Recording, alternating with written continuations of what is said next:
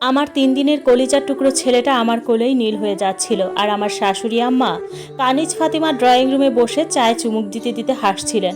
নতুন মায়েদের দিনে দুপুরে ভূত দেখার অভ্যাস। তিনি বললেন, নাটক বন্ধ করো ইশরাত। আমার ছোট বাবা রায়হানের ঠোঁট দুটো কিন্তু ঠান্ডা ছিল না, সেগুলো ছিল ধূসর নীল। তার ছোট্ট বুকটা একবার উঠছিল, থেমে যাচ্ছিল, আবার উঠছিল খুবই ধীর গতিতে।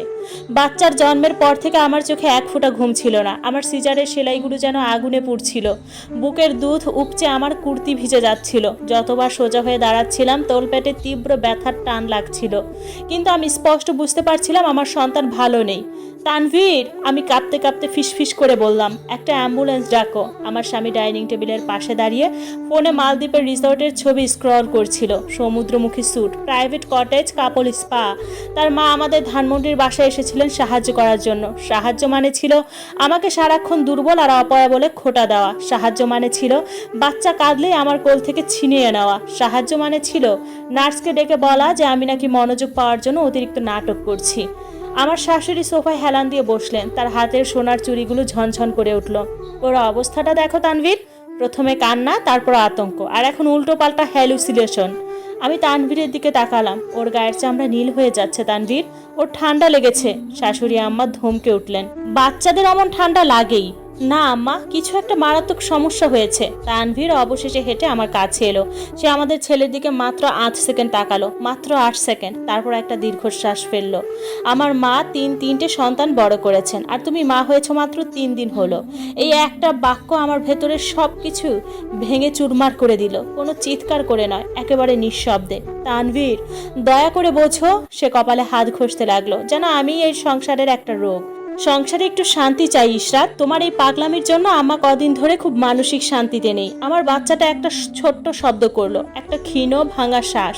আমি তাকে আরো শক্ত করে বুকে জড়িয়ে ধরলাম। আমার শাশুড়ি উঠে দাঁড়িয়ে ড্রয়ার থেকে আমার ক্রেডিট কার্ডটা বের করে নিলেন। আমার কার্ড, আমার নিজের অ্যাকাউন্টের, যেটা তানভীর দেদার্সে ব্যবহার করত, আর বাইরে বন্ধুদের বলতো সে নাকি আমাকে রাজকীয় আরামে রেখেছে। এখন ওর কাছে কোনো টাকা পয়সা থাকা উচিত না। শাশুড়ি আম্মা বললেন, ডেলিভারির পর মেয়ে মানুষদের মাথা ঠিক থাকে না। আমি হাত বাড়িয়ে ওটা নিতে গেলাম, উনি এক পা পিছিয়ে গেলেন। তানভীর মায়ের হাত থেকে কার্ডটা নিয়ে নিজের মানিব্যাগে ঢুকিয়ে রাখলো। তুমি শান্ত না হওয়া পর্যন্ত এটা আমার কাছেই থাকবে। এরপর সে আমার ফোনের চার্জার আর গাড়ির চাবিটাও তুলে নিল। আমি স্তব্ধ হয়ে ওর দিকে তাকালাম। তুমি আমাকে এভাবে ফেলে চলে যাচ্ছ? আমার শাশুড়ি একটা পৈশাচিক হাসি হাসলেন। তোমার এই নাটক শুরু হওয়ার আগেই আমরা মালদ্বীপের টিকিট কেটেছি, 5 দিনের ট্যুর। তোমার এখন বিশ্রামের দরকার। সকাল হলেই কাজের মেয়ে আসবে। কাজের মেয়ে তো ছুটিতে গেছে। তাহলে নিজের বাচ্চা নিজে সামলাতে শেখো। তানভীর রায়হানের কপালে একটা চুমু খেলো। আমার ছেলেটা একটু নড়লও না, এতটুকুও না। আমার মুখ দেখে তানভীর বলল, আবার শুরু করো না কিন্তু। কোনো পুলিশি ঝামেলা বা নাটক করবে না। আমার ট্রিপটা নষ্ট করার চেষ্টা করবে না। 1 ঘন্টা পর তারা দামি ব্র্যান্ডের লাগেজ নিয়ে বাড়ি থেকে বেরিয়ে গেল। শাশুড়ি আম্মা ঘরের ভেতরেই কালো সানগ্লাস পরে বের হলেন। তানভীর একবারও পেছন ফিরে তাকালো না। রাত 12টার মধ্যে তার ইনস্টাগ্রাম স্টোরিতে দেখা গেল মেঘের উপরে প্লেনে বসে তারা জুস খাচ্ছে। সকাল হতেই শাশুড়ি আম্মা মালদ্বীপের সমুদ্র সৈকত থেকে ছবি পোস্ট করলেন, ক্যাপশন, মায়ের সাথে ছেলের ট্যুর। অবশেষে মানসিক শান্তি। আমার ফোনের চার্জ তখন মাত্র 4%। আমি জরুরি সেবা 999-এ কল করলাম। কলটা কেটে গেল। আমি রায়হানকে বুকে চেপে ধরে হামাগুড়ি দিয়ে করিডোরের দিকে গেলাম। ওর প্রতিটা শ্বাস যেন ধার করা ছিল। আমি কাঁদছিলাম আর বলছিলাম, আম্মুর কাছে থাকো বাবা, আম্মু আছে তো তোমার পাশে। পাশের ফ্ল্যাটের দরজা তালাবদ্ধ ছিল।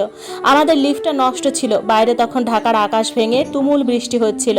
হঠাৎ আমার ফোনটা একবার জ্বলে উঠল। তানভীর কল করেছে। একটা বোকা সেকেন্ডের জন্য আমার মনে হলো ওর বুঝি বোধোদয় হয়েছে, ও বুঝি ফিরে আসছে। আমি ফোনটা ধরলাম। ওপাশ থেকে সমুদ্রের ঢেউ আর চিৎকার করে গান বাজার শব্দ আসছিল। তুমি আমার কার্ডের সাথে কি করেছো? তানভীর চিৎকার করে বলল, হোটেল থেকে বলছে ট্রানজ্যাকশন ব্লকড। আমি নিচে আমার ছেলের দিকে তাকালাম। ওর আঙুলগুলো একদম স্থির হয়ে গেছে। তানভীর, আমি ফিসফিস করে বললাম, রায়হান ঠিকমতো শ্বাস নিতে পারছে না। সে হেসে উঠল, একদম অট্ট হাসি। টাকা আটকানোর জন্য এখন বাচ্চার বাহানা করছো? ঠিক তখনই ওপাশ থেকে শাশুড়ি আম্মার গলা ভেসে এলো, ফোনটা কাটো তানভীর, ও ইচ্ছা করে আমাদের ট্রিপটা নষ্ট করতে চাচ্ছে। লাইনটা কেটে গেল। আমার ফোনটাও চিরতরে বন্ধ হয়ে গেল। আমি আর কতক্ষণ চিৎকার করে কেঁদেছিলাম আমার মনে নেই। আমার শুধু মনে আছে এক হাতে আমার মৃতপ্রায় সন্তানকে ধরে অন্য হাতে মানুষের দরজায় দরজায় পাগলের মতো করাঘাত করছিলাম। আমার মনে আছে 12 বীর রাবেয়া খালা নাইটি পরেই দরজা খুলেছিলেন। রায়হানকে দেখা মাত্র ওনার মুখের রং কিভাবে বদলে গিয়েছিল তা আমার মনে আছে। ওনার ড্রাইভারকে চিৎকার করে ডাকার শব্দ আমার মনে আছে।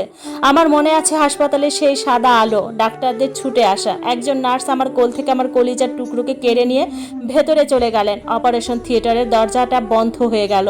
আমার হাতের তালুতে তখনও লেগেছিল বুকের দুধ আর এক মায়ের বুক ফাটা আতঙ্কের গন্ধ। আর তার ঠিক পরেই এক অনন্ত নীরবতা। 5 দিন পর তানভীর গায়ে রোদের তামাটে রং মেখে হাসতে হাসতে ঘরে ফিরল।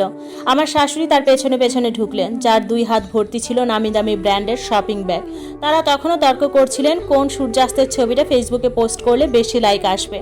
তানভীর, ড্রয়িং রুমে ঢুকতে ঢুকতে শাশুড়ি আম্মা বললেন, তোমার বউকে বলো এই ছেলে মানুষই বন্ধ করতে। উনি থমকে গেলেন। পুরো ঘর ভর্তি মানুষ।